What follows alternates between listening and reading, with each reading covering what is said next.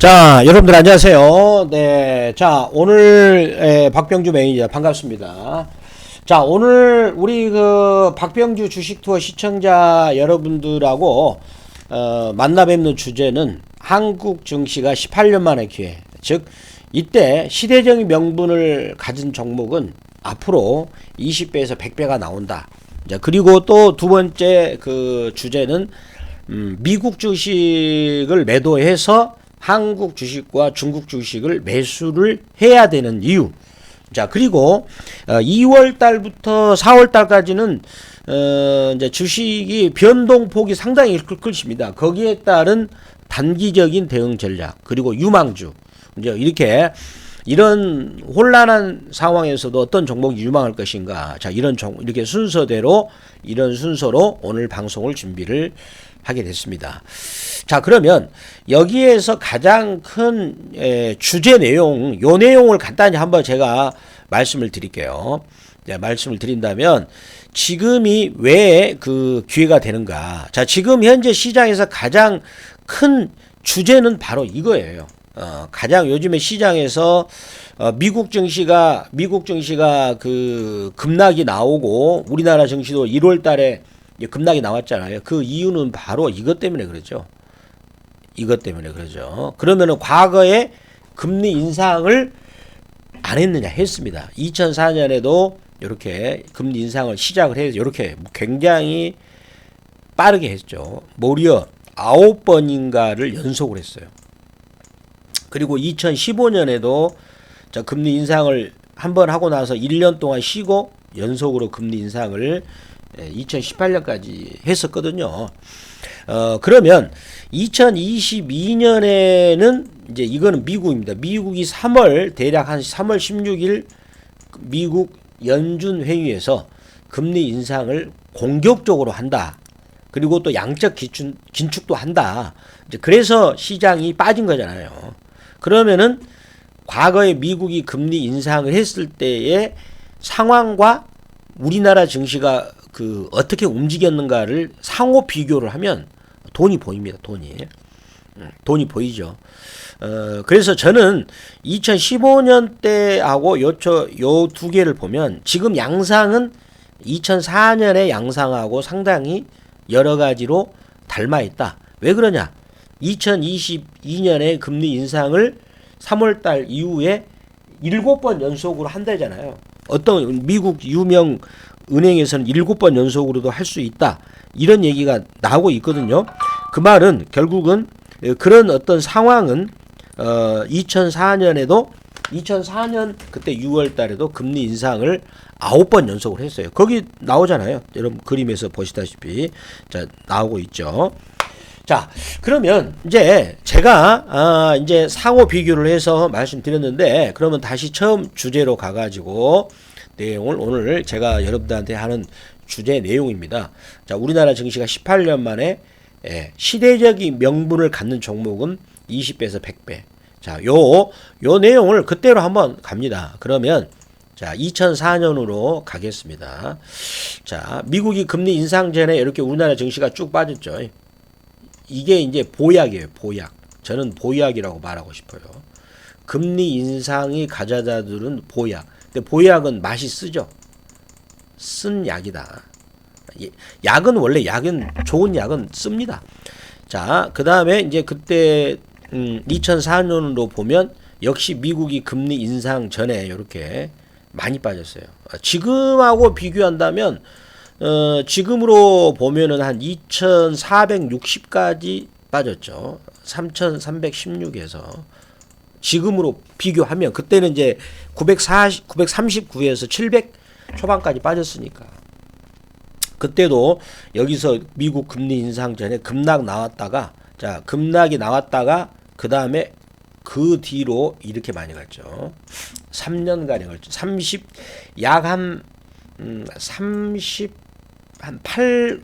39개월 정도 갔을 거예요. 39개월이면 주식에서는 충분히 20배, 100배짜리가 나옵니다. 그러면 그때 당시에 시대적인 명분을 가졌던 조선주가 이렇게 금리 인상이라는 보약을 먹고 나서 자, 이렇게 많이 갔죠. 현대미포조선이라는 종목이에요. 자, 그때 금리 인상의 보약을 먹고 나서 여기 저점에서는 110배, 요 중간에서는 14,000원대에서 그때 중간 대목에서 그때 여러분들 일반 주가로 이제 보정 주가가 아니라 일반 주가로 보면은 15,000원대에서 40만 원까지 갔죠. 이제 저점에서는 3,060원에서 40만 원까지 갔어요. 그러니까 100배가 더 오른 거잖아요. 즉 시대적 명분을 갖고 있는 주도주입니다. 이 말을 잊지 마세요. 시대적 명분을 갖고 있는 주도주는 이런 식으로 갑니다. 자, 그러면 아까 이제 지금 우리 시장을 가장 지배하고 있는 네 글자 금리 인상, 또 여러분들 상기시켜 드립니다. 금리 인상. 그렇죠. 금리 인상을 2004년 6월 달에 시작을 해서 9번 연속으로 했고 2015년에도 금리 인상을 12월 달에 했어요. 그래가지고 금리 인상 한 번 오고 나서 1년 동안 안 하고 그 다음에 또 금리 인상을 했죠. 그러면 2022년에는 요거하고 비슷하다. 그래서 제가 여러분들한테 18년 만에 기회라는 말을 쓴 거예요. 자, 먼저 이렇게 간단히 정리해 나갑니다. 자, 이렇게 설명하니까 훨씬 더 여러분들이 이제 이해하기 편하죠. 우리 지금 현재 시장에서 가장 거시적인 부분으로 잘 맞추고 있는 분이 김영희 교수란 분인데, 그분은 이렇게 저처럼 도식적으로 하지 않고 약간 통계적으로 데이터를 가지고 얘기하는데, 그분께서 설명하신 부분을 이해를 하는 정도 되려면 주식 경력이 최소한으로 15년 정도 돼야 돼요. 그렇지만 제가 설명하는 방법은 주식 초보들도 알아들 수 있도록 상호 비교, 과거의 비교 그래프를 가지고 설명을 해드리는 거예요. 그 제 마음을 우리 시청자 여러분들이 알아주었으면 좋겠습니다. 자, 그러면 이제 간단히 이제 박병주 매니저가 누군가 좀 소개 좀 해야 되겠죠. 저는 이제 소개를 좀 한다면 저는 이렇게 앞으로 이런 철학을 가지고 하고 있습니다. 자, 우리나라 제조업은 삼성전자 등 초인류 기업이 많은데 우리 금융 수준은 앙골라 수준이다. 왜 그러죠? 우리 2년 전인가 우리 국내 유명한 은행에서 고객들 돈을 유치했어요. 채권 투자를 해가지고 돈을 벌어주겠다. 근데 어떻게 됐나요? 그때 퇴직자 돈 2억 정도를 유치를 했는데 돌려주기를 950만원 정도 돌렸다고 하죠. 그러면 안 되죠. 더군다나 채권형 상품인데 따로 우리나라 금융 수준을 말해주는 거 아니겠습니까? 그래서 우리나라는 그동안에 무역과 제조업을 통해서 이제 제조업 선진국이 되어서 자본을 축적했는데 이제는 금융 선진국으로 갈 필요가 있어요. 금융이 만들어내는 부가가치는 노동 토지보다 훨씬 더 크기 때문에, 그래서 한국에도 골드만삭스나 JP모간 이런 초인류 기업이 나오도록 이제 저 박병주 매니저는 최선을 다하겠다, 이런 철학을 가지고 하고 있고요. 그 다음에 이제 박병주 매니저를 간단히 이제 소개, 어디서 활동하는가, 매일경제TV에서 활동을 하고 있고, 그리고 이제 우리 박병주 주식투 시청자 여러분들이 알다시피 요 인버스는 인버스라는 이 종목을 가지고 여러분들 알다시피 1월 달에 그 어려운 폭락장에서도 수익을, 자, 매일경제TV 출연해 가지고도 수익을 냈고, 그 다음에 또 실전 모의 계좌를 통해서도 제가 이렇게 실전 모의 계좌 투자입니다. 여기서 22.4% 코덱스 200 선물님 타이거 인버스 여기 해가지고 수익을 냈어요. 그리고 또한 우리 VIP 정회원들도, 자, 자, 보시면은 VIP 정회원들에게도 제가 1월 14일 날, 자, 타이거 200 선물 인버스, 자, 요 종목, 그 다음에 자, 50% 정도도 매도하라 그랬잖아요. 그때라도 인버스를 샀더라면 그때 수익이 이제 14일이면 여기거든요. 14일이면 본격적으로 이제 시장이 폭락하는 단계였잖아요. 시장이 14일이면은 우리나라 시장이 14일이면 여기입니다. 여기. 예, 전체 시장이 폭락하는 초기 요 자리에서 인버스 비중을 50%까지 아까 둔다 그랬죠. VIP 정의원들한테. 자, 그 다음에 그러면은 구체적으로 타이거 인버스를 제가 비중을 50%까지 두게 만들었던 지점이 여기에요. 여기. 그래서 여기까지 무려 20% 이상의 수익이 났죠.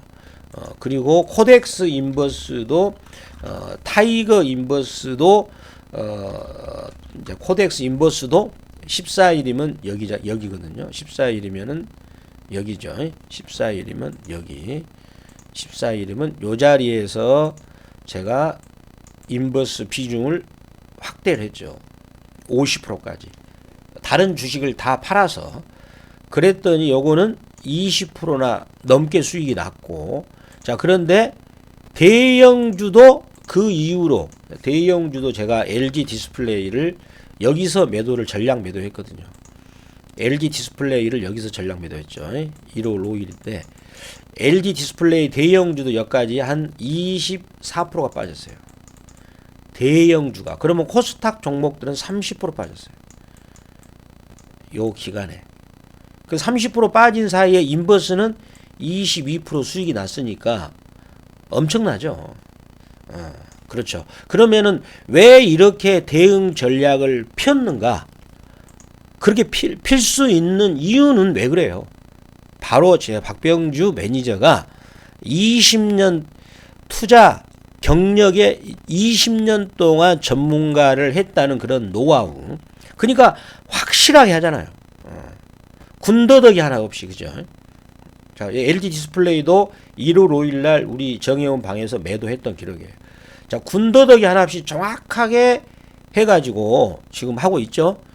내가 지금 왜 이거를 이제 또 말씀을 드리냐면, 박병주 매니저가 올해 2022년을 정확하게 보고 있다는 거예요. 물론 거시적인 경제적인 측면으로 본다면 김영익 교수 그 사람이 저보다 훌륭하지만 대응에 있어서 실전 매매의 대응에 있어서는 제가 정확하게 하고요. 그 다음에 박병주 주식투어 유튜브에서도 1월 8일부터 미국 증시가 폭락이 나올 거라고 제가 얘기했잖아요. 그리고 1월 17일을 꼭 여기를 보세요. 여기를 보면은 제가 그러면 폭락할 때 이 종목으로 사야 된다고 아예 딱 찍었어요. 요거 보이시죠? 요거 아예 인버스를 사야 된다고 아예 찍었죠. 제가 오늘 그 인버스를 가지고 어떻게 교육을 받고 그거를 해가지고 대응할 것인가도 아예 제가 대응 전략을 찍어가지고 얘기를 했어요.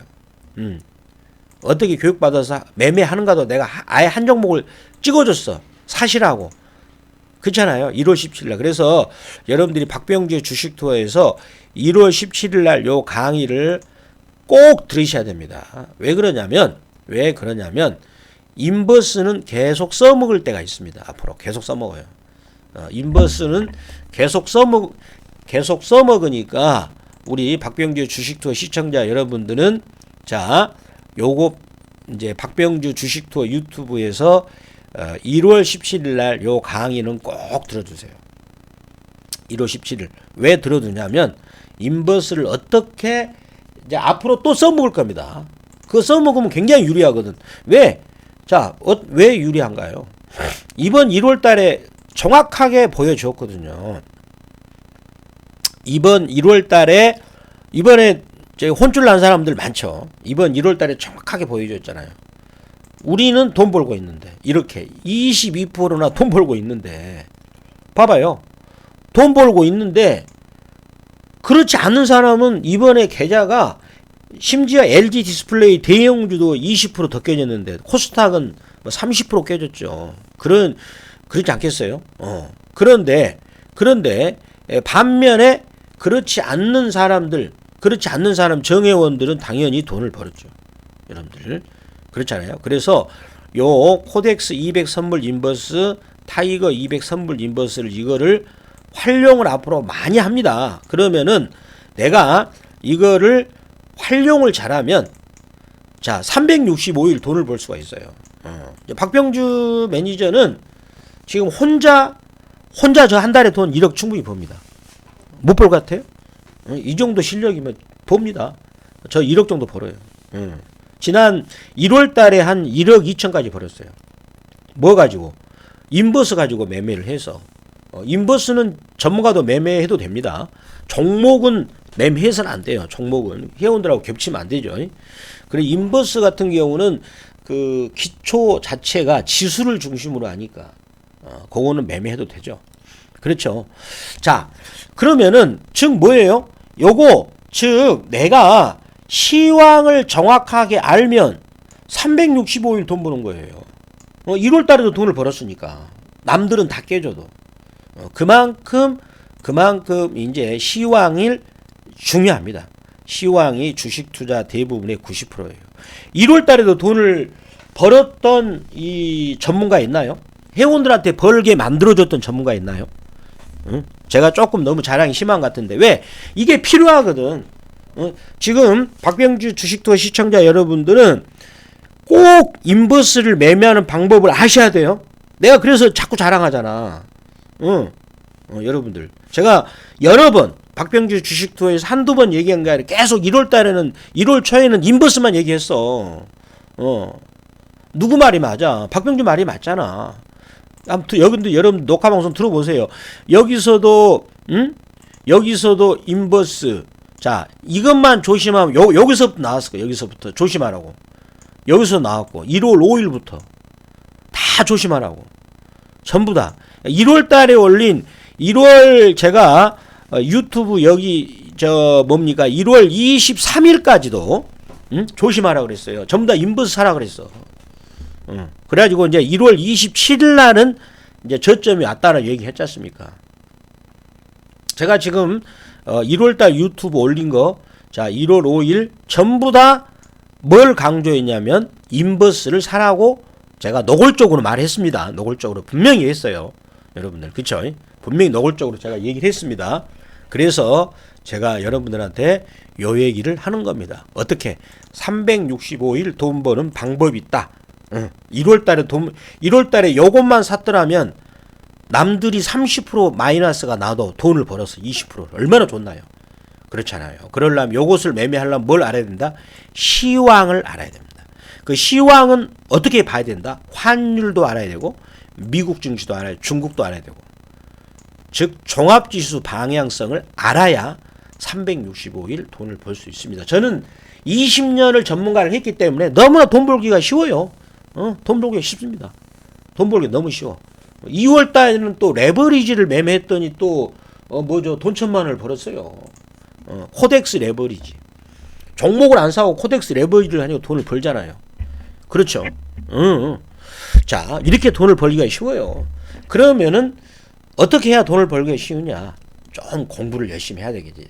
저는 전문가를 21년째 하니까, 이제는 도 같은 거지. 그렇죠. 자, 그러면은, 자, 여러분들 이제 요렇게 말씀 이제 드리겠고, 그래서 제가 인버스 중요하다는 것 또 한번 이거 써먹을 때가 또 있어요. 이제 올해 4월달까지 한 2번 써먹을 거예요. 4월까지 2번 써먹습니다. 요소마다. 그렇게 말씀을 드리겠고요. 그래서 오늘은 여러분들에게 요런 시황 얘기도 하고, 또 이제 지금은 어렵지만, 거의 바닥권에 와가지고, 우리가 18년 만에 그런 기회가 왔고, 그 다음에 여기서 침착하게 대응하면 10배, 20배 혹은 100배 종목도 잡을 수 있다는 거. 그리고 이제 박병주 매니저가 지금 매일경제TV에서 간단히 저를 소개한다면, 제가 이제 여기 매일경제TV 출연을 본격적으로 한 게 올해 1월 달부터 하고 있어요. 이제 완전히 압도적으로 지금 1등하고 있죠. 여러분 이게 보시면 이게 결과가 다 나타난 건데, 이렇게 이제 박병주 매니저를 시청하고자 하는 분들은 생쇼 여기 나왔죠. 요거를 보시면 되겠습니다. 한번 참고로 하시기 바라고. 자, 그러면 오늘 이제 365일 돈 버는 방법, 이제 요거 여러분들, 자, 요거 아주 중요합니다. 자, 그러려면은 코덱스 200 선물 인버스. 자, 그러려면 요거 공부하려면은 요거 1월 7일이 아니라 1월 17일이네요. 1월 17일 날 유튜브 강의네요. 요겁니다. 1월 17일 날 한번 틀어볼까요? 여기 들어가면은 어떻게 매매하는가, 요거 있어. 요거 앞에 한 10분 정도 내용 거기를 보시면 돼요. 꼭 잊지 말고 보시기 바랍니다. 아시겠죠? 자, 그리고 보시면서 또 마음에 드시면 박병주 주식 투어를 구독 신청. 구독. 여기 지금 구독 중이잖아요. 여기 돌아가지고 구독을 안 하신 분들은 꼭 구독을 누르세요. 자, 구독을 왜 눌러야 될까요? 구독을 누른 분들한테는 정보가 제일 먼저 가거든. 근데 구독을 안 누른 사람들은 나중에 예를 들어서 이러잖아요. 구독을 안 누른 사람들은 이렇게 좋은 정보를 딱 제가 녹화해서 올리자마자 바로 보는데 구독을 안 누르신 분들은 한 달 지나서 보죠. 왜? 자기한테는 그 소식이 안 날라오거든. 제가 녹화해서 올리면 알겠죠? 제가 진짜 좋은 얘기 합니다. 그 다음에 알람 설정하고 요 종 표시 누르면 돼요. 알람 설정을 해야 내가 자료를 올렸구나. 박병주 매니저가 자료를 올렸구나 라는 것을 인지할 수가 있다는 겁니다.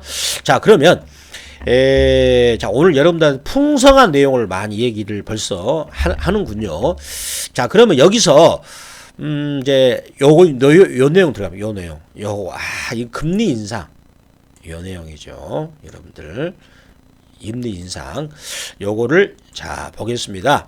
자, 보시면은요. 그러면 아까 그 내용으로 다시 자, 가겠습니다. 자, 요 내용이에요.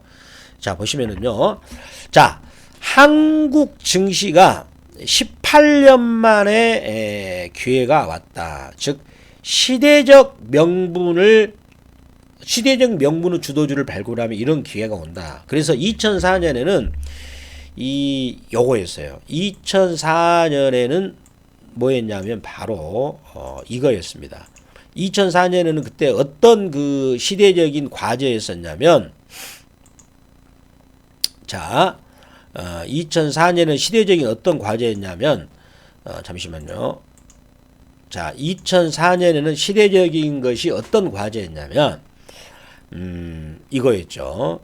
자, 우리 이제, 그때 중국과, 중국, 인구가 많고 국토가 넓잖아요. 그 다음에 인도, 여기도 역시 그렇습니다. 15억의 인구가 많고 그 다음에 국토가 넓죠. 러시아, 국토 세계에서 가장 넓어요.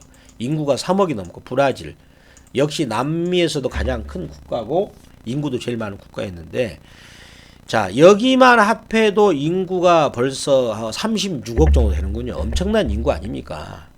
요 국가들이 뭐냐면 이제는 개발도상국으로 들어온다 이겁니다. 본격적으로 개발을 한다. 개발. 보니까 개발을 하려면은 많은 물건을 실어 날라야 되죠. 그러니까 조선주, 그리고 건설주. 그 다음에 또 그때 성장이 또 태양광이 한참 그때부터 태양광 했었거든요. 그리고 OCI, 그리고 GS건설 이런 종목, 다음에 중권주 이런 종목들이 3년 정도에 어떻게 갔느냐. 자, 그것만 보여드릴게요. 이렇게 갑니다. 이렇게 월봉으로 보세요. 월봉으로 엄청나죠. 이 3,000원짜리가 3,060원에서 40만원 갔어요. 자, 그러면 요 3년 동안 내가 그 주식을 갖고만 있었으면은 3년은 금방 갑니다. 응? 뭐 현대 미포조선 들고 있었으면은 바닥에서 내가 못 샀다. 중간에 샀더라도 50배는 먹었을 거 아니에요. 그렇죠. 중간에. 아니면 조금 올라와 샀더라도 10배는 먹었죠. 자, 우리 2022년에도 이런 종목을 봐야 돼요. 자, 박병주 매니저는 이런 종목을 뭘 압니까? 바로 이런 종목은요. 그래프에서 찾아내야 됩니다.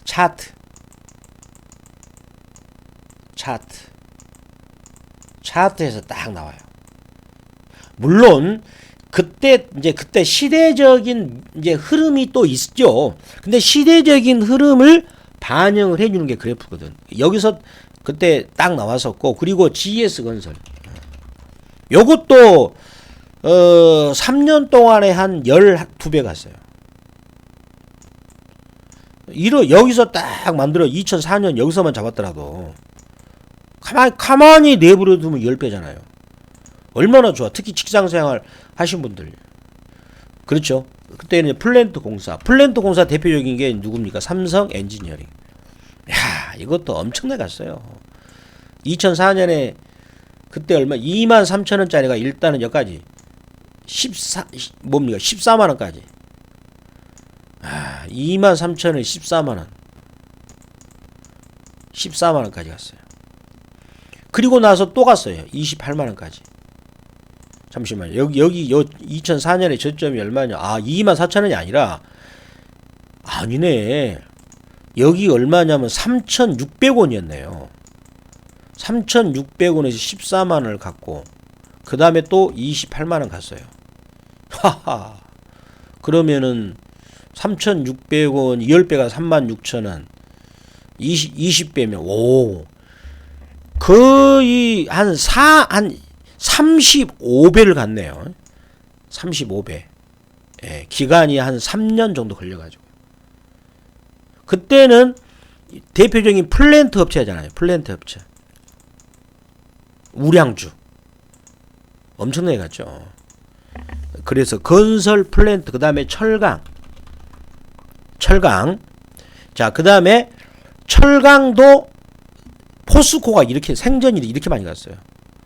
포스코가 올라가니까 그 다음에 현대제철도 갔죠. 현대제철도 이렇게 많이 갔죠. 그리고 조선주, 우량주도. 조선주 그때 삼성중공업이에요. 삼성중공업이 5,000원짜리가 57,000원까지 갔습니다. 여기서 11배 갔어요. 11배. 3년 우량주가 꿈같은 얘기 아닙니까? 우량주. 특히 직장생활 하신 분들한테 꿈같은 얘기죠. 분명히 이런 시기, 지금 현재 이런 종목을 발굴할 시기입니다. 제가 그때하고 지금 비교를 많이 해요. 여러분들한테 이렇게 설명하는 게 더 훨씬 더 피부적으로 와 닿을 것 같아요. 피부적으로 와 닿을 것 같아서 제가 비교합니다. 왜 그러냐면 바로 이것 때문에 이게 같이 연관이 된 겁니다. 금리 인상이라는 거. 미국이 자 2004년에도 금리 인상을 강화했고 여기도 했잖아요. 그죠? 그래서 상호 비교를 제가 해주는 거예요. 그렇다면 그러면 지금은 어디냐? 자, 지금은 어디냐면 자, 보세요. 자, 그러면 다시 이제 2004년 가겠습니다. 자, 삼성중공업을 보면은 미국이 금리 인상을 자 보시면은 이제 지금으로 볼까요? 지금으로 보면은 우리나라 종합주가 지수가 미국이 금리 인상을 지금 할 예정이에요. 3월 달에. 그러니까 미리 빠졌지. 미리. 금리 인상에 대한 약을 먹고 있어. 보약을. 쓴 약. 원래 약은 쓰잖아요. 요 약이 나중에 이제는 보약이 돼가지고 열매가 열리죠. 큰 열매. 이걸 가리켜서 저는 금리 인상의 열매라고 그래요. 열매. 그 열매를 맺으려고 지금 살짝 눌러주고 있어요. 그러면 요 비슷한 것이 2004년에도 있었습니다. 자, 2004년에도 우리나라 증시가 자 보시면은 자 지금 여기서 여기까지 한 20% 빠졌잖아요. 20%. 대형주는 22% 빠졌어요. 자, 보시면요. 우리 대형주 업종이 여기까지 22% 빠졌죠. 22%. 자, 그러면은 과거에 2004년에 지금 2022년처럼 금리를 그렇게 올리는 사이클에 들어온 이겁니다. 요때예요. 요때 대형주가 약 24.5% 뺐어요. 자, 약간 덜 빠졌죠. 그리고 우리나라 종합주가 지수를 보면은 그때도 금리 인상 전에 이렇게 뺐죠. 여기도 25%를 뺐어요. 그러면 여기는 20% 더 한 번 밑으로 뺄 수가 있겠죠. 4월 이렇게 와가지고 다시 한번 쌍바닥을 다질 때 여러분들 그렇잖아요. 근데 이제 그것이 바로 뭐죠? 금리 인상에 쓴 약. 그 다음에 그게 끝나면 이렇게 가죠. 이런 식으로 지수가 올라가면 그러면 이제 앞으로 이제 보약을 먹고 나서 쓴 약을 먹고 나서 올라가면 이것처럼 3년 앞으로 3년 그러니까 2025년이 나온다 이거예요. 자, 그래서 보시면은 그때도 그러면은 삼성중공업도 자 금리 인상하기 전에는 살짝 밀렸죠. 보세요. 자 여기서 보니까 5,300원짜리가 얼마까지 밀리냐면 3,200원까지 빠졌어요. 5,300원, 3,200원 주당 2,000원이 빠졌으니까 거의 한 37% 빠졌잖아요. 뺐다가 그 다음에 오르기 시작하니 그때부터 11배를 갔지. 11배. 그 다음에 자 아까 현대미포조선도 자 그때 보면은 자 그때 현대미포조선은 별로 안 뺐어요. 자 별로 빼지도 않고 그냥 가버렸지. 빼지도 않고 가가지고 어디서부터 했냐면은 7,100원에서 7,000 요거는 수정 주가 잠시만요. 요거는 수정 일반 잠시만 요거를 제가 일반 주가로 보면은 그때 현대미포조선은 자, 요 정도 보니까 14,500원부터 해가지고 40만 원 갔네요. 저점에서는 110배를 갔고 여기서부터는 14,500원에서 40만 원을 갔어요. 3년 만에. 엄청나게 갔죠. 그리고 삼성 엔지니어링도 이제 제가 주도주를 말한 겁니다. 금리 인상 보약을 먹고 나서 올라갈 때 주도주는 어떻게 됐나? 삼성 엔지니어링도 자 한번 여기서 확 뺐죠. 7,200원부터 해가지고 4,760원까지 여기서 확 빼고 나서 여기서 4,760원에서 얼마까지 갔느냐면 그 뒤로 3년 동안에 걸쳐 가지고 자 14만 원까지 14만 원까지. 그러니까 5,000원에서 14만 원 갔다고 여기서 하더라도 그렇죠. 14만 원. 거의 한 2,500, 한 2,700% 그렇잖아요. 그렇죠. 그러면은 자 그러면 다시 이제 지금 이제 그때는 그랬었고 자 제가 계속 금리 인상을 가지고 비교를 합니다. 그러면 그때는 그랬었고 자 그때는 그랬었고 그러면 2022년에는 어떻게 되느냐? 자 우리나라 종합지수를 빼고 있어요. 빼고 있지만 여기서 이제 관찰을 잘 해야 됩니다. 왜? 여기서 금리 인상의 보약을 먹고 나서 본격적으로 오를 때 거기 주도주는 10배, 20배, 많게는 100배도 가니까. 제가 요거를 말하고 싶어요. 자, 그러면 내가 여기서 이제 장기 투자하는 사람들, 중기 투자 어떻게 해야 돼요? 이 사람들은 본격적으로 내가 펀드를 들을 준비해야 돼요. 펀드. 그리고 또 그럼 어디 또 주식을 또 내가 장투 종목을 찾을 준비해야 되겠죠. 그러면은 장투 종목을 찾을 때는 한국, 그 다음에 중국, 홍콩 이런데 미국은 팔고 미국은 왜 팔아요? 자, 미국은 좀 더 그 얘기 하겠습니다. 미국은 왜 파니까? 자, 그래서 여러분들 그런 종목을 눈을 그냥 불을 켜고 찾아야 돼. 지금 벌벌 떨 때가 아니요. 응? 눈에 불을 켜고 찾아야 돼. 그래야 여러분들 내 인생이 3년 후에 편해지거든. 자, 이번 때처럼 여기 꼭대기에서 또 사가지고 물릴 겁니까? 여기서. 그러면 안 되지. 그러면 안 되죠. 자, 박병주 매니저가 전문가를 21년째 하고 있어요. 그러니까 올해 1월 달에 저는 이렇게 급락이 떨어질 거 알았단 말이에요. 이렇게 1월 달에. 왜? 이때 지금 이 18년 전에 사례를 보니까 그렇다는 얘기예요. 대응 잘했죠? 얼마나 잘했어요? 기가 막히게 했죠.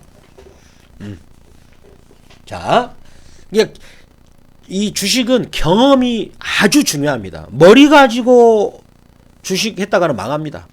경험. 내가 이러면 이렇게 안 되는구나 라는 거를 뼛속 깊이 깨달은 경험. 그래서 그렇다면 경험이 적으신 분들은 저를 통해서 간접 경험을 하시면 되겠죠. 간접 경험.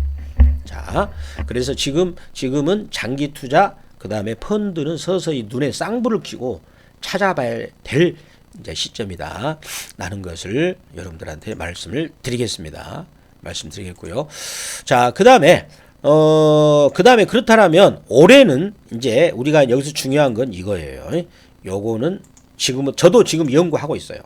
우리 정회원들에게는 우리 VIP 정회원들한테도 이런 종목을 제가 집중적으로 지금 제가 드리고 있고 또 오늘 또 여러분들이 마지막 끝터리 방송까지 들으신다면 거기에 해당된 종목이 몇 종목이 또 소개될 수가 있습니다. 시대적 명분을 할 종목들. 자, 이런 종목을 이제 부지런히 찾아야 됩니다. 실망할 것이 없어요. 혹시 이번에 박병주 매니저 전략대로 못 해가지고 이제 힘드신 분들은 지금이라도 제기하시기 바랍니다.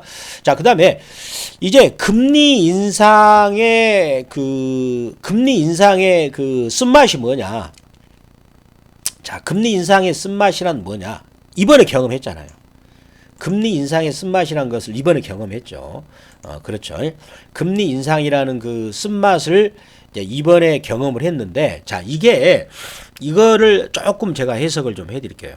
자, 보시면은요, 금리 인상의 쓴맛. 자, 이거는 맛이 써야 이게는 약이 됩니다. 보약. 자, 그리고 그 보약이 있음으로 인해서 금리 인상의 열매가 열리죠. 열매가 이제 열리게 됩니다. 자, 그렇죠. 자, 그러면 요거를 이렇게 설명을 드릴게요. 자, 보시면 그러면은 금리 인상을 왜 할까?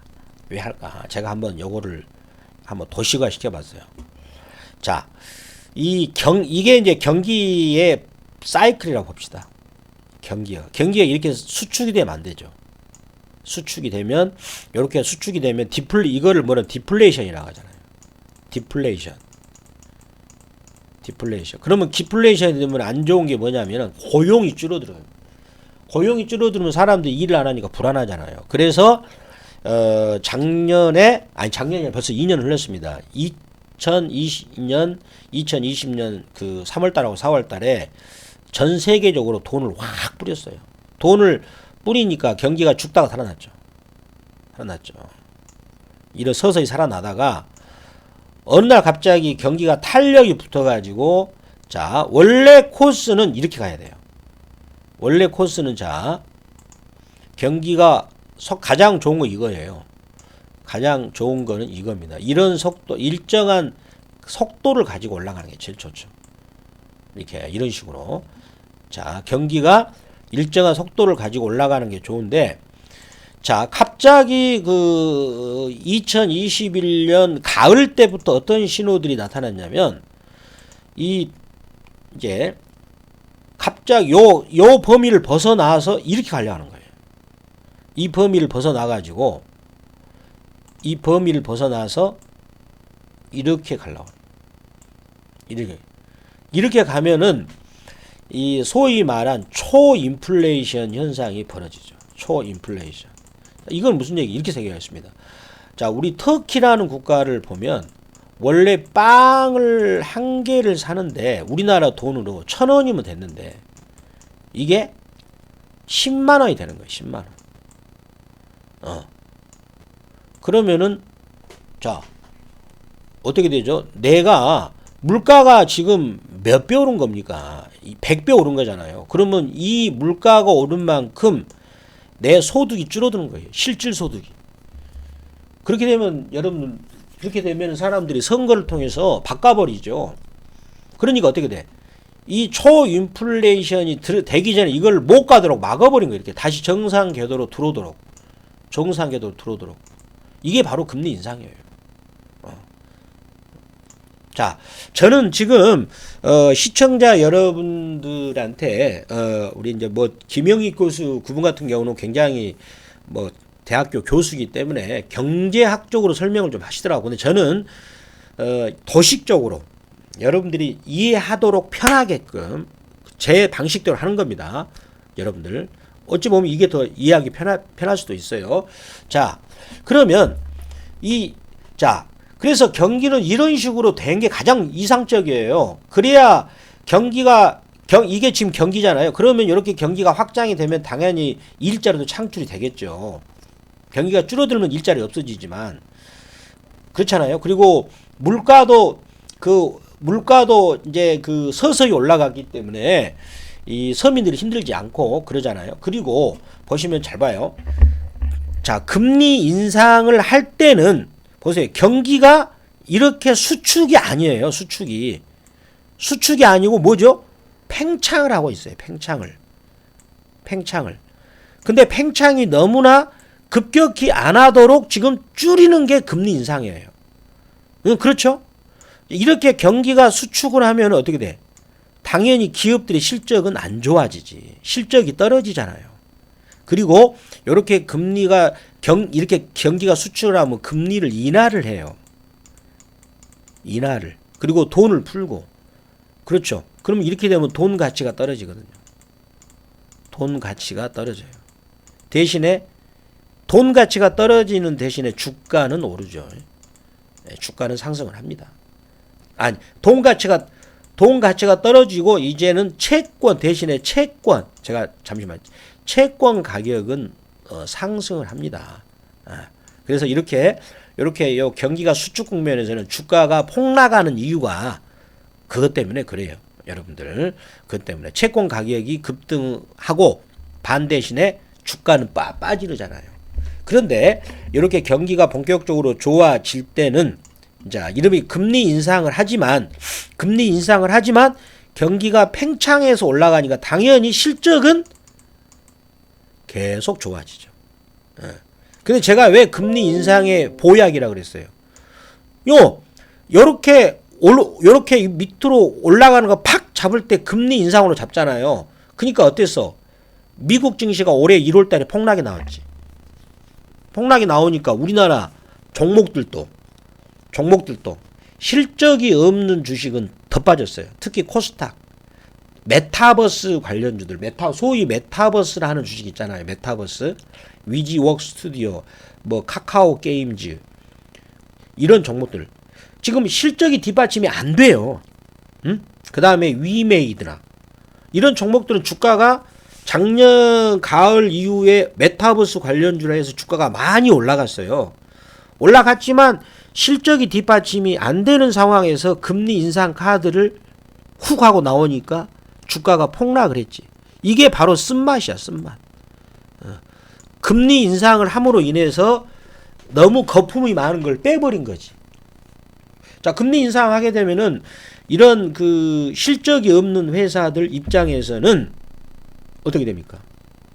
내가 벌어둔 돈이 없으니까 이자 비용이 늘어나니까 이자 비용은 앞으로 갈수록 더 늘어나는데 투자함에 있어서 주가는 이미 거품이 끼어가지고 많이 올라갔으니 그만큼 많이 빠졌죠. 저는 그걸 알았습니다. 그래서 제가 그 1월 초에 코스닥 종목 전부 다 팔았어요. 1월 초에 무조건 팔았어. 막 던졌어요. 그래가지고 산 게 인버스였지. 인버스. 제가 인버스 여러분들 박병주 주식도 사라고 계속 1월 달에 말했던 게 인버스만 말했다니까. 여러분들한테. 다른 거 말 안 했어. 맞죠? 맞아요, 안 맞아요? 여러분 의심 나면 박병주 주식도 한번 다 들어봐. 여기 있잖아. 제가 올린 내용 언제부터 1월 5일부터 전부 다 인버스만 사라 그랬어요. 그래 1월 27일 날 와서는 조금 저점이니까 말을 바꿨지. 이제 인버스 고점 쳤다. 그쵸? 내가 다른 거 추천 안 했잖아요. 대성공을 거두었지. 대성공을. 그렇죠. 어떻게? 여기 기록이 딱 있잖아. 제가 이렇게 여러분 자꾸 제가 이것을 좀 약간 좀 홍보 자랑하는 것은 뭐냐면 21년째 전문가를 하고 있는 박병주 매니저가 지금 시장을 가장 정확하게 보고 있다는 거예요. 잊고 있다는 겁니다. 지금 방송을 들으신 분들, 경력이 짧으신 분들은 제 노하우를 많이 여러분들이 이렇게 공부를 하시면 되겠죠. 자, 그래서 아까 이제 그쪽 이제 글이 이제 계속 다시 한번 요리 가면은요. 자, 여기 이제 요렇게 가면 자, 여기가 나왔네요. 여기가 나왔죠. 다시 한번 나왔네. 요걸 아까 그걸로 다시 한번 하겠습니다. 자, 보시면은요. 아까 그걸로 다시 한번 정리를 하겠습니다. 자, 보시면은요. 정리를 하면 자 경기가 코로나 때문에 이렇게 수축이 됐었죠. 수축이 되면 당연히 실적이 안 좋아져. 그래가지고 여기서 돈을 확 뿌리니까 이렇게 꾸준히 일정한 질서를 가지고 경기가 이렇게 확장이 돼야 돼요. 이게 가장 이상적이거든요. 그런데 어느 순간 인플레이션이 폭발적으로 터질 기미를 보였죠. 작년 가을부터 해가지고 이렇게 일정한 질서 확 이런 식으로 갈래니까 이거를 못 가게 막는 조치를 아직은 안 취했어. 근데 취한다 하니까 주가는 미리 쓴맛 보약을 먹었습니다. 요것이 어디로 됐었냐면 이때도 2004년에도 요때 우리나라 지수가 한 25% 빠졌어요. 이번에는 20%밖에 안 빠졌습니다.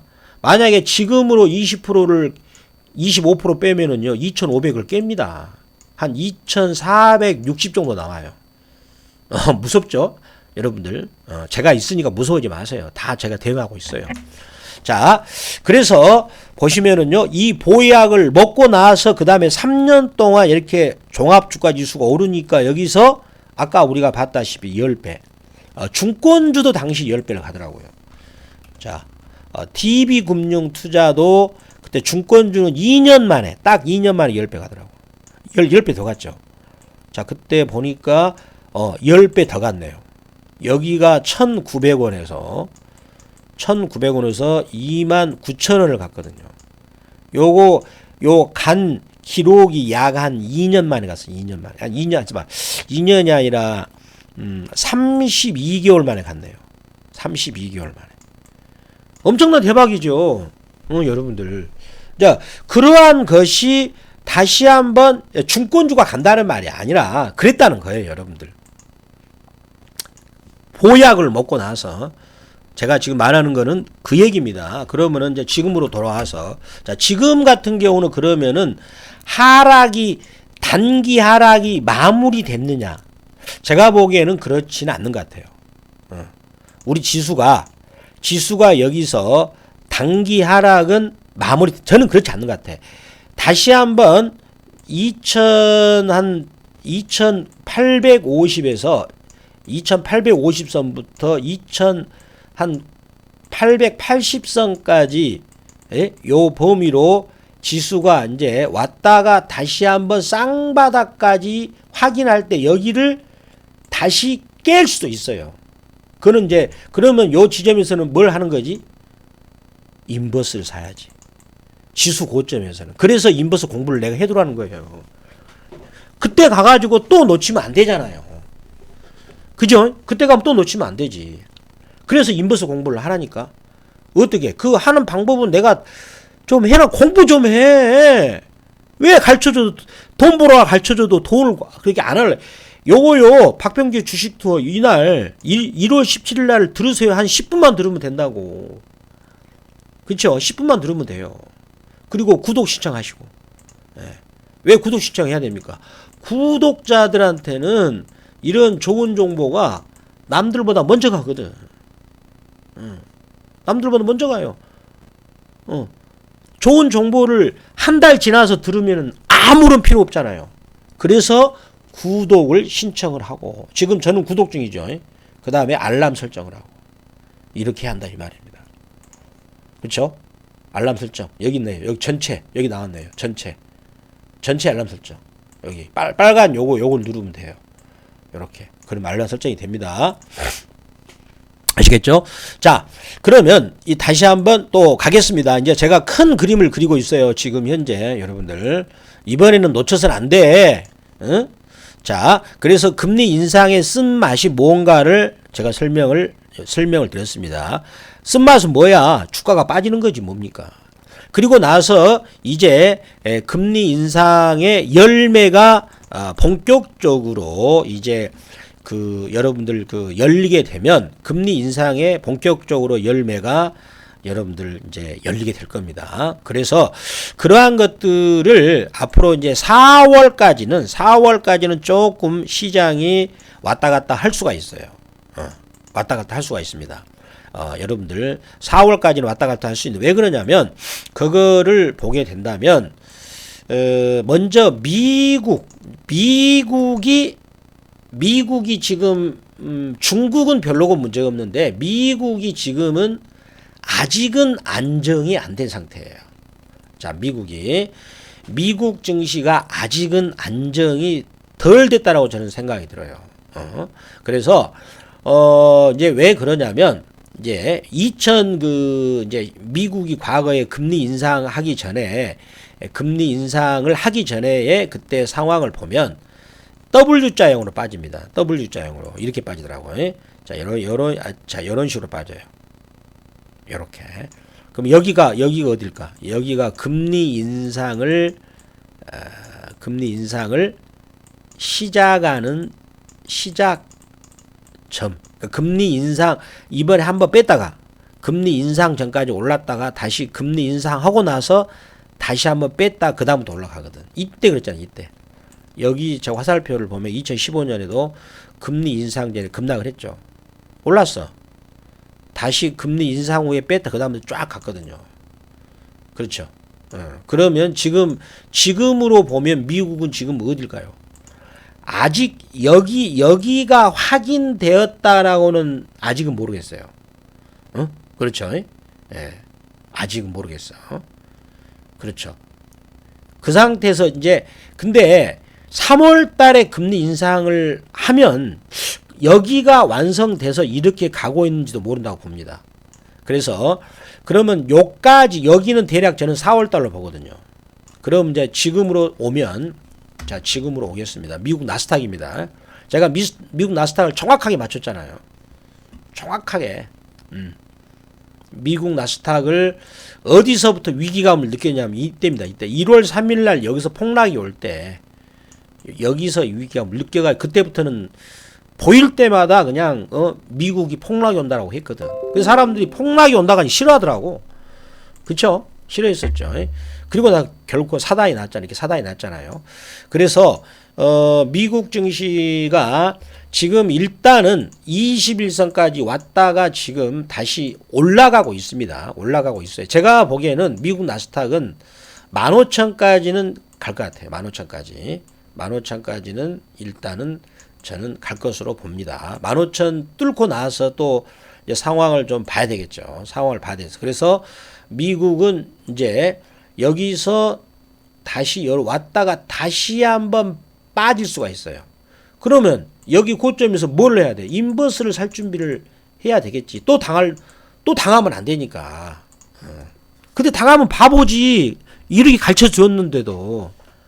그래서 인버스 교육을 미리미리 받으라 이 말입니다. 후회하지 말고. 알겠죠? 그래서 일단은 여러분들 조심스럽게 좀 봐야 돼요. 언제까지는 올해 2월부터 해가지고 4월까지는 요거 여러분들 금방 갑니다. 금방 가요. 아마 이때도 내가 대응을 잘하면 이 W자형 대응을 잘하면 얼마든지 볼 수 있어요. 이렇게 빠지면 인버스 사면 된다니까. 가르쳐 드렸잖아요. 인버스 하면 됩니다. 알겠죠? 그렇게 여러분들한테 전략을 말씀드리고요. 그렇지만 중장기적인 전략은 어디다? 자, 중장기적인 전략은 어디냐면 제가 여러 번 말씀드렸지만 중장기적으로 보면은 우리나라 증시는 지금 요 자리다. 여기입니다. 얼마나 좋은 자리입니까? 걱정하지 마세요. 이번에 작년 가을부터 해가 1월 달까지 대응을 못 하신 분들은 이제 조금만 용기를 내세요. 조금만 내시 바랍니다. 자, 그러면 박병주 매니저가 지금에 대응해야 될 종목들을 제가 몇 개만 여러분들한테 말씀을 드리겠습니다. 자, 요런 종목들은 추세가 살아있는 종목으로 제가 하겠는데 먼저 푸른저축은행입니다. 푸른저축은행. 자, 푸른저축은행이죠. 유망주 푸른저축은행. 자, 푸른저축은행도 짧게 여기서 만약에 단기적으로 대응하신 분들은 짧게 대응하고 아니다. 내가 좀 길게 본다 하신 분들은 길게 보셔도 돼요. 언젠가는 저기 25,000원 가겠죠. 또 그만큼 자격이 있는 회사고. 그래서 푸른저축은행은 어찌 보면은 금리가 인상되는 데 있어서 수혜줍니다. 저축은행이죠. 그쵸?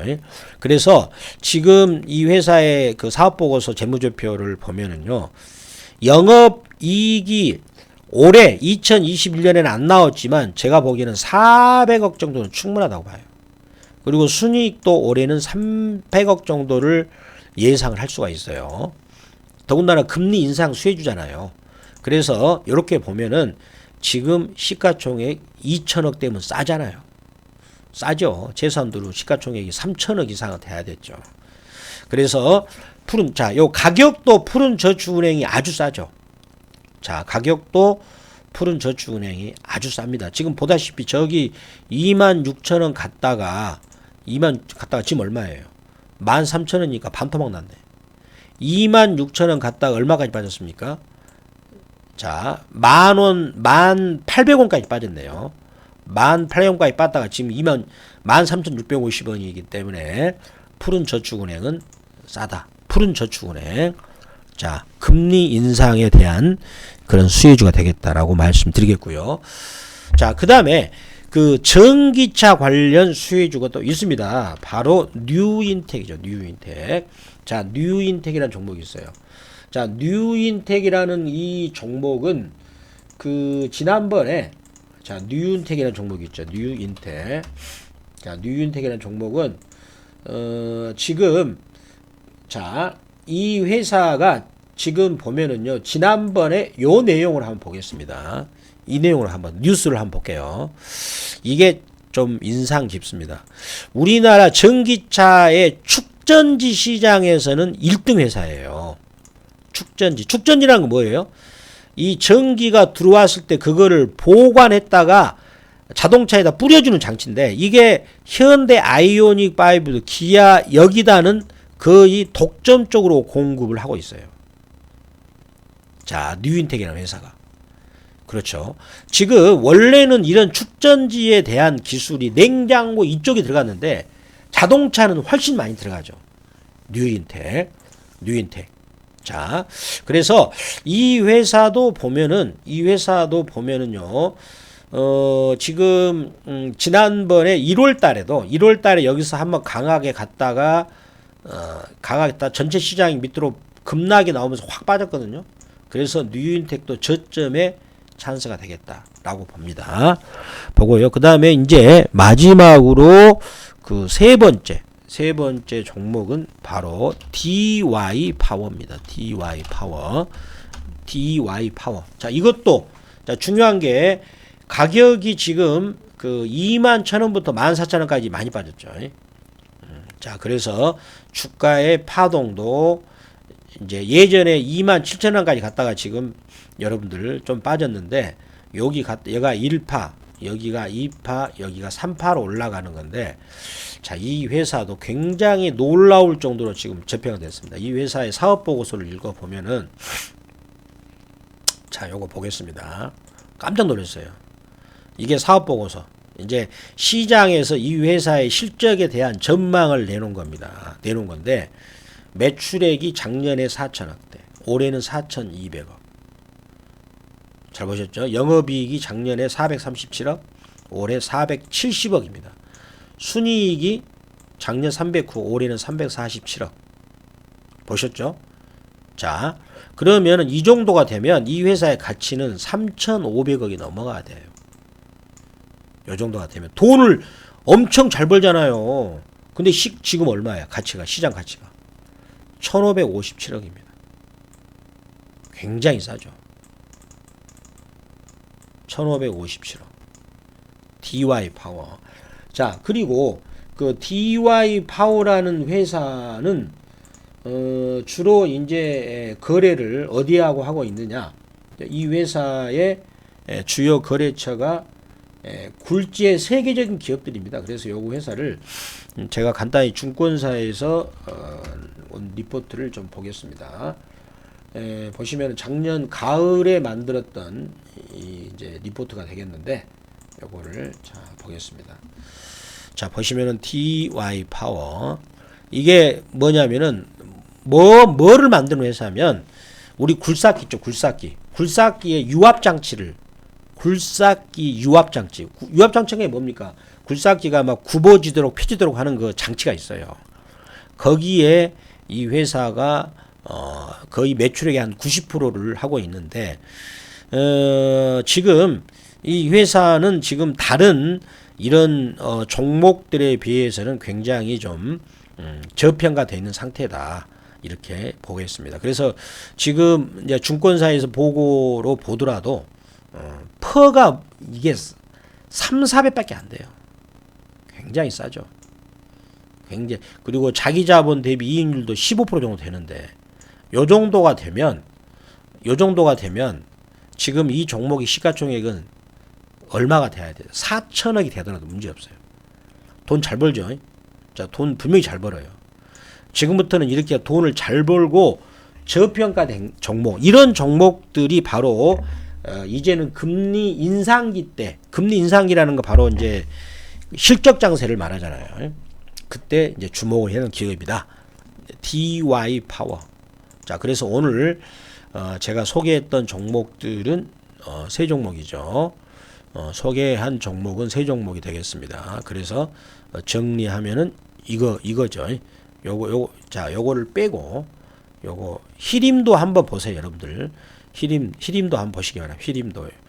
요 히림 요거는 대선 정책주죠. 정책주. 대선 정책주. 히림도 볼까요? 히림도 보면은 참 이거는 그래프가 참 좋아. 이게 뭐 한번 일을 낼 것 같아. 히림. 대선 정책주. 그림이 참 멋집니다. 뭔 일을 하면 될 것 같아. 히림. 뭔 일 것 같은데 좀 가격은 올라 있는 상태고요. 이제 그다음 삼성전자 하이닉스는 중장기적으로 하실 필요가 있습니다. 자, 그리고 아까 여러분들한테 이런 얘기 했잖아요. 어떤 얘기를 했냐면 바로 이 얘기를 했었죠. 이 얘기를 했습니다. 어떤 얘기를 했냐면 자, 미국 주식을 매도하고 중국 주식, 한국 주식을 매수해야 된다. 이거는 김영희 교수도 이거 하더라고요. 김영희 교수 이분도 강조하고 있어요. 왜? 미국이 너무나 거품이 많고요. 저는 여기다 한 가지 첨부해서 뭐냐면 미국 달러화가 13년간의 강세를 마치고 본격적인 약세로 진입하고 있다. 진입 중. 자, 지금 김영희 교수는 김영희 그분 같은 경우는 미국이 지금 거품이 많다. 이렇게 하고 있잖아요. 그러면 거품이 심하다. 자, 그럼 이런 일이 당할 수가 있어요. 미국 거품이 심하면 미국 주식이 하락하죠. 미국 주식이 하락하고 그 다음에 여기다 보태서 달러화가 약세를 보이면 미국에 투자한 사람들은 두 가지로 손해볼 수 있어요. 미국 주가 손실에다가 환차손. 요 두 가지가 굉장히 크게 다가옵니다. 여러분들 미리 발을 빼셔야 한다고 저는 봅니다. 그래서 미국 달러화를 제가 보여드린다면, 자, 미국 달러화를, 자, 요것도 여기 제가 설명을 드렸는데, 요거 미국 달러화입니다. 자, 미국 달러화가, 금리 인상을 2월 달에 한다고, 3월 달에 한다고 함에도 불구하고, 어때요? 미국 달러화가 급락이 나고 있어요. 여기 위로 올라가야 되거든요. 자, 그런데 미국 달러화를 좀 장기적으로 보면은요, 13년 동안의 강세가 끝났어요. 파동이 5파동이 정확하게 나왔거든요. 여기서부터 해가지고 1파동, 그리고 2파동, 3파동, 4파동, 5파동이 나왔어요. 제가 그래프는 잘 봅니다. 매니저만 20년, 21년째 하고 있다 그랬죠. 21년째 하고 있으니까 도가 튼 거지. 여러분들 도가 텄죠? 그러니까 이번 1월달 급락할 때도 돈을 벌잖아요. 내가 보여드렸잖아요. 그죠? 도가 튼 거 아닙니까? 그래서 미국 달러화를 보면 장기적인 강세가 끝났어요. 5파가 엘리어트 파동은 5파로 끝납니다. 13년 동안이에요. 끝났어요. 끝나가지고 이 본격적인 하락, 대세 하락이 얘가 A파 반등 주고 이제 C파가 떨어지면 미국 달러화는 여기까지도 올 수가 있어요. 그래서 지금 제가 미리 말씀드립니다만은 미국 달러화는 여가 A, B, 그러면 C파는 굉장히 급락이 오거든. 요게 이제 지금 이제 미국 달러화가 C파가 시작이 된 겁니다. 그러면은 미국 주식을 투자한 사람들은 미국 김영희 교수 말대로 미국 주식이 거품이 심해서 미국 주식이 하락하고 거기다가 미국 달러화도 약세를 보이니까 미국 달러화 한 차선에다가 미국 주식 손해 두 가지를 본단 말이에요. 따라서 이 두 가지 때문에 미국 주식은 더 힘들 수도 있어요. 그래서 여러분들 보시고 그 다음에 이제는 우리가 이제 홍콩 주식 이게 홍콩 주식인데 홍콩은 우리나라 대세 상승기하고 너무나 여러 가지로 밀접하게 연관이 됩니다. 1999년 그리고 2003년부터 2007년까지 그 다음에 2009년부터 2010년의 4월 달까지 그리고 또 여기서도 그렇죠. 그래서 홍콩이 보면은 이제 이게 안 빠지잖아요. 보세요. 올해 2022년 1월 달인데 양봉이잖아. 올라가잖아. 그래서 제가 보기에는 이제는 그 홍콩이 올라가면 우리나라 주식은 상대적으로 여러분들 상당히 셉니다. 홍콩이 올라가면 자 우리나라 주식은 상대적으로 세요. 여러분들 홍콩이 올라가게 되면 자 우리나라 주식은 상대적으로 강하게 될 수가 있어요. 잠시만요. 조금 뭔가 흐름이 잠시만요, 여러분들. 자, 홍콩이 잠시만요, 여러분들. 잠시만요. 자, 아까 녹화가 좀 다시 하다가 다시 이어졌습니다. 그래서 자, 보시게 되면은요. 자, 잠시만요, 여러분들.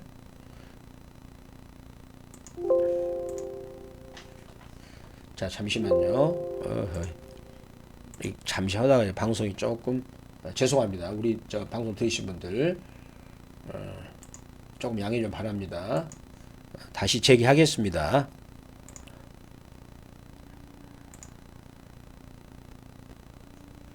네, 시작됐군요. 다시 재개됐습니다. 자, 보시면요. 도중에 이제 그 녹화했던 방송이 이제 조금 돼가지고 다시 재개했어요.